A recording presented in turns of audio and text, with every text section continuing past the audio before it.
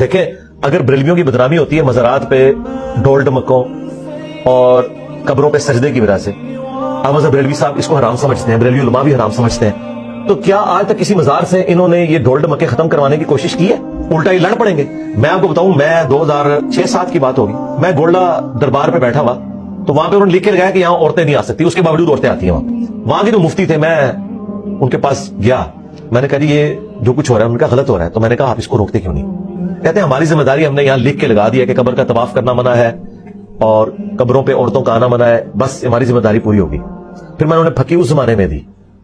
میں نے کہا اگر کوئی عورت یا مرد آ کے یہاں پہ صاحب قبر بزرگ کو گالیاں نکالنا شروع کر دیں،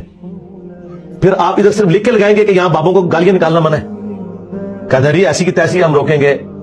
میں نے کہا جو اللہ کو گالیاں نکال رہے ہیں شرک کر کے، قرآن میں ہے نا قریب آسمان پھٹ پڑے اور پہاڑ جو ہے وہ ریزہ ریزہ ہو جائے اور زمین شک ہو جائے،